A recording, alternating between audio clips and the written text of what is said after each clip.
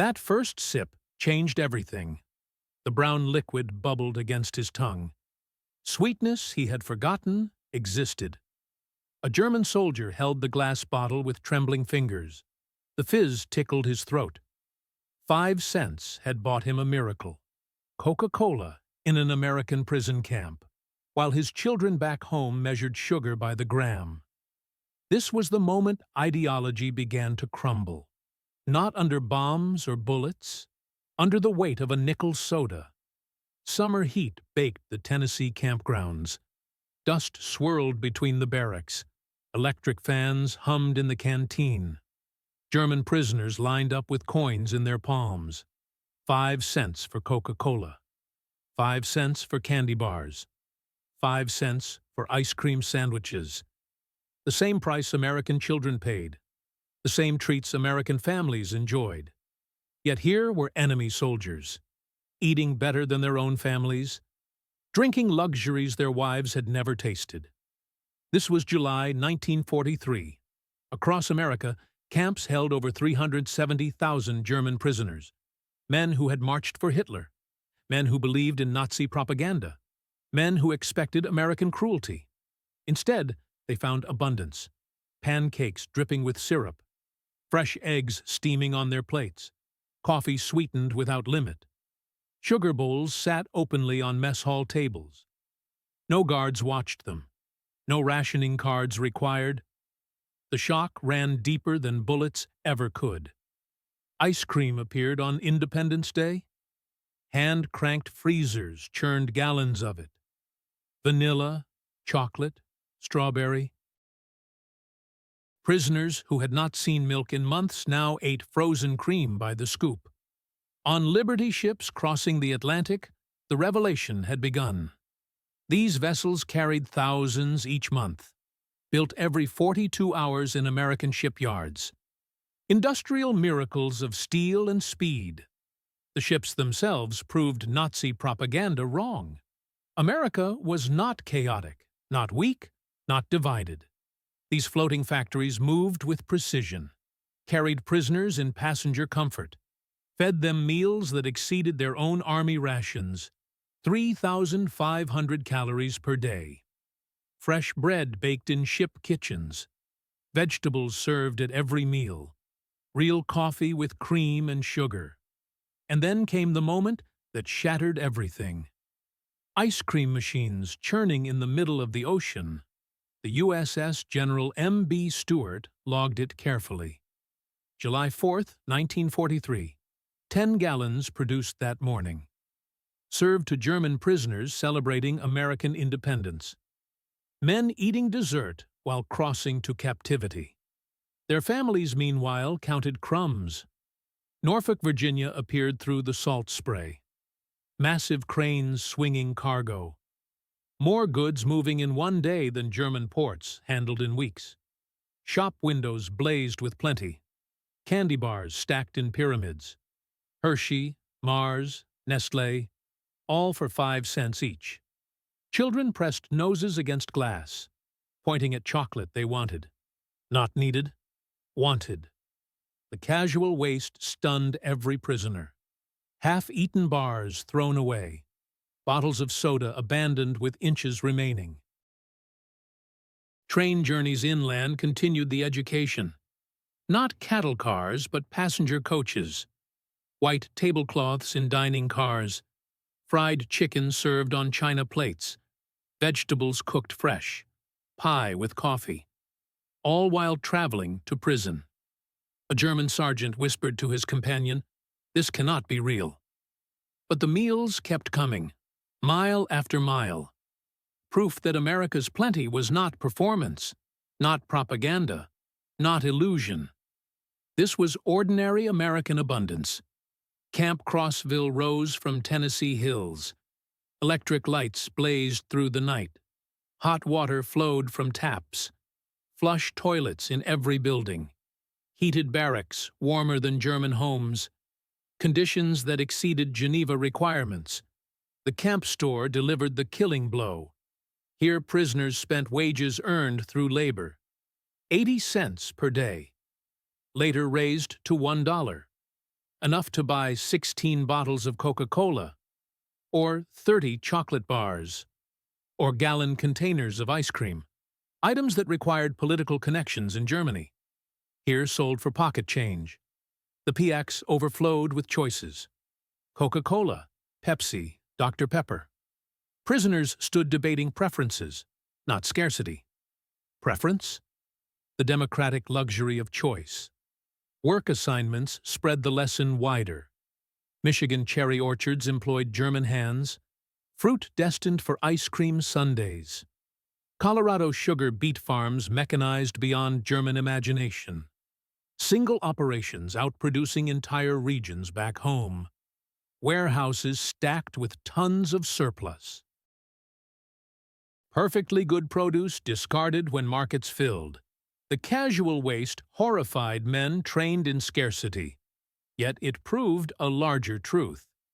America could afford to throw away what Germany struggled to grow. Thanksgiving 1943 carved deeper wounds in Nazi certainty. Roast turkey with stuffing. Mashed potatoes swimming in butter. Cranberry sauce, bright as rubies. Pumpkin pie crowned with whipped cream. Prisoners eating the same feast as American soldiers. Christmas brought even stranger mercy. Church groups arrived with baskets. Cookies baked by American mothers. Candy wrapped by American children. Songs sung by American families. For men who had tried to kill their sons. Kindness offered freely to enemies. The theological implications struck some prisoners hard. Christianity preached love for enemies. America practiced it. Hitler had mocked such weakness. Yet here, strength flowed from generosity. Power expressed through mercy. Special privileges expanded the contradiction. Low-security prisoners visited local diners. They sat under guard, but free to observe. Factory workers and bank presidents occupied the same stools, eating identical hamburgers, drinking identical Cokes, paying identical prices. No class distinctions at the lunch counter. No hierarchy in the hamburger line. Equality served on a plate. For German soldiers, this was perhaps the most shocking sight of all. Democracy digested one bite at a time. Medical records tell the story in numbers. Most prisoners gained weight in captivity. Their families, meanwhile, wasted away. Children forgot the taste of chocolate. Mothers rationed milk by the ounce. Elderly grandparents grew frail on thin soup. Yet fathers behind barbed wire grew healthier each month. Their letters home spoke carefully. Censors read every word, but between the lines ran amazement. We are well fed here. We work, but receive wages. We buy small luxuries. Red Cross parcels began flowing eastward. Chocolate bars purchased in camp stores. Instant coffee bought with prison wages. Canned meat selected from overflowing shelves. Children in bombed cities opened American packages, sent by fathers still in captivity. The paradox wounded German pride. Loved ones lived better as prisoners than families lived as free citizens. What strength could the Reich claim if it provided less than America gave to captives? The question haunted every letter, every parcel, every chocolate bar. By 1944, the breaking point arrived. Newsreels showed American soldiers in Germany, GIs handing chocolate to children. The conquerors gave sweets away while Hitler had delivered hunger. Liberation footage revealed concentration camp survivors, skeletal figures receiving U.S. Army rations from American troops. The contrast was unmistakable. America's abundance was genuine. Her mercy was real. Her strength flowed from giving rather than taking. Nazi ideology collapsed under the weight of such evidence. Prisoners compared their daily calories to family rations. 3,600 versus 1,200. Their health versus family illness. Their chocolate versus family hunger. Every spoonful of ice cream became testimony. Every sip of Coca Cola carried proof. The 4th of July, 1944, sealed the revelation. Ice cream social in the camp yard. Hand-cranked freezers producing tubs of vanilla, strawberry, chocolate. Prisoners laughing as they ate, celebrating American independence while held in American captivity. One man remembered that moment precisely. The exact taste of cold sweetness on his tongue. Fireworks echoing from nearby towns. Guards sharing the same dessert. He thought then that his world had ended. Not in battle, not in surrender, but in the recognition that his enemies lived better than his family. Late 1944 brought definitive proof. Parcels flowed regularly to Germany. American goods purchased with American wages.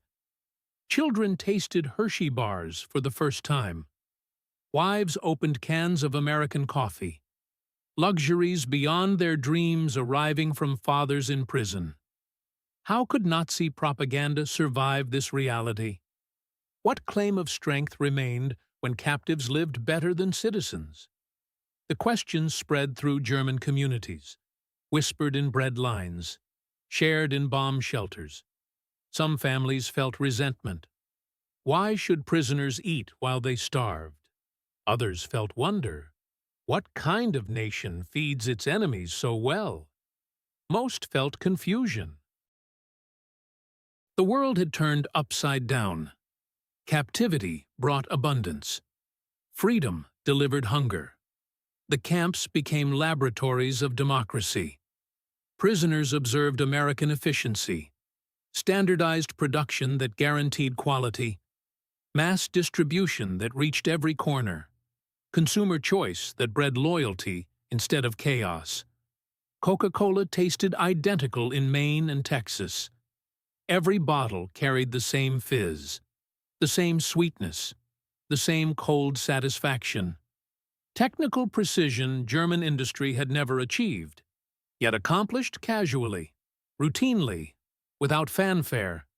Ice cream arrived in countless varieties, bars and sandwiches, cups and cones, sundaes topped with cherries, milkshakes thick with cream, luxuries multiplied beyond counting, available to anyone with coins.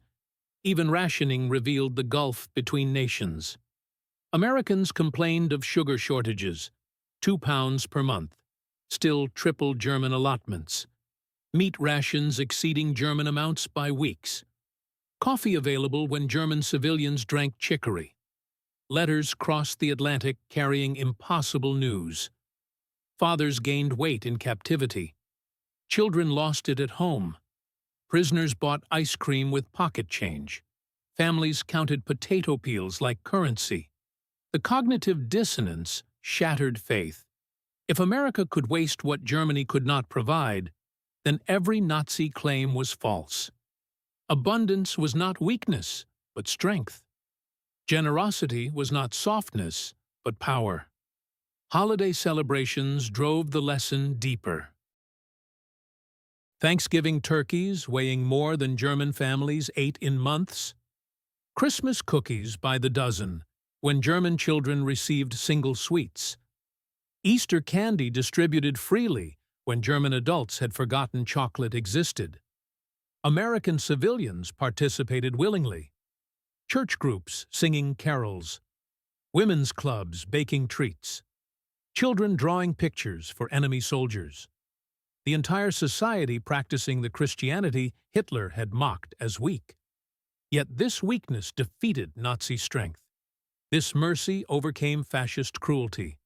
This abundance buried totalitarian scarcity. The contradiction was complete and undeniable. Prison wages bought American dreams, Coca Cola and ice cream, candy bars and cigarettes, magazines and newspapers. The same pleasures American teenagers enjoyed, available to men who had fought to destroy America. The psychological impact was devastating. Prisoners wrote carefully censored letters. But the subtext was clear. America kept her promises, fed her enemies, honored international law, practiced what she preached. Meanwhile, German promises proved hollow. Victory had delivered defeat. Strength had brought weakness. Plenty had become poverty. The comparison destroyed every claim of Nazi superiority. Camp stores operated like American businesses. Profits returned to prison funds. Prisoners became customers and workers. Capitalism in miniature behind barbed wire. The system worked. Efficiently, fairly, profitably. Germans observed American equality. Officers and enlisted men ate identical meals, wore similar clothes, received equal treatment. Military hierarchy existed, but social hierarchy dissolved. Democracy in action daily. Ice cream socials became regular events. Gallons churned weekly, served with cake and cookies. Prisoners celebrating American holidays while held as American captives. The irony was lost on no one. By war's end, the transformation was complete. Nazi ideology lay in ruins. Not destroyed by bombs, but dissolved by sweetness. Not defeated by force, but conquered by abundance. Not overcome by hatred, but overwhelmed by generosity. The men who returned to Germany carried more than Red Cross packages. They carried new understanding. America was not weak, not divided, not decadent. She was strong through sharing, united through diversity, rich through productivity. Liberation came in 1945 and 1946. Ships carried thousands back to German ports. Men healthier than when captured. Bodies filled out by American food. Minds expanded by American plenty. Hearts softened by American mercy. Their families waited on devastated docks, thin from hunger, hollow from deprivation, worn from years of sacrifice. The contrast was immediate and shocking. Prisoners looked better than civilians. Captives healthier than the free. Children asked painful questions. Why did you have chocolate when we had none? Wives wondered silently. How did prison feed you better than home ever did? The answers wounded German pride. Shattered Nazi mythology, revealed uncomfortable truths, but the influence spread beyond personal pain. Former prisoners became advocates for different choices: democracy over dictatorship, abundance over scarcity, cooperation over conquest. Their quiet testimony prepared Germany for Marshall Plan aid. When American dollars flowed eastward after 1947, former POWs recognized familiar generosity. The same nation that fed its enemies now rebuilt its former adversaries. Mercy continued beyond victory. Abundance shared across former battle lines. The economic miracle of the 1950s grew from seeds planted in prison camps. Prisoners who had observed American efficiency, witnessed mass production, experienced consumer choice. They carried these lessons home, applied them to German recovery. Supermarkets opened selling American goods. Ice cream parlors served American flavors. Coca Cola returned as symbol of Western alliance. Luxuries once unimaginable became everyday expectations. The American model proved its worth, yet shadows remained. Some prisoners carried guilt. They had eaten while comrades starved in Soviet camps, enjoyed plenty while families endured hunger. The moral complexity haunted many for decades. Others struggled with memory. How to explain comfort found among enemies? How to describe abundance behind barbed wire? How to reconcile mercy with warfare? The contradictions defied easy answers. Still, the larger legacy was undeniable. America had won more than military victory. She had claimed moral authority, demonstrated superior values, proven that strength flowed from generosity rather than cruelty. The taste of that first Coca Cola lingered in memory. Brown liquid bubbling with possibility. Sweetness that dissolved ideology. Fizz that lifted spirits. a 5-cent bottle that bought a new worldview. Ice cream on Liberty ships became legend. Dessert served to enemies in the middle of war. Cream churned while battles raged. Sweetness shared across lines of hatred. Abundance offered to those who deserved nothing. These memories shaped post-war understanding. Former enemies became allies. Adversaries became partners. The nation that could feed its prisoners ice cream could be trusted with peace. Democracy had proven itself through dessert. The transformation was complete, but the lesson was eternal. Victory comes in many forms, sometimes through force of arms, sometimes through force of example. The most lasting conquests are not of territory, but of hearts and minds. America conquered Germany twice, first through military might, second through generous abundance. The second victory lasted longer, ran deeper, changed more lives, built more bridges. In the end, Nazi ideology fell not to bullets, but to bottles of Coca Cola. Not to bombs, but to bowls of ice cream. Not to hatred, but to the simple human recognition that abundance shared freely carries more power than scarcity imposed by force. The German prisoners who tasted American plenty carried that truth home. Their testimony echoed through decades. Their transformation proved democracy's strength. Their memory preserved the lesson that mercy triumphs over cruelty, that sweetness conquers bitterness, that sharing builds more than taking ever could.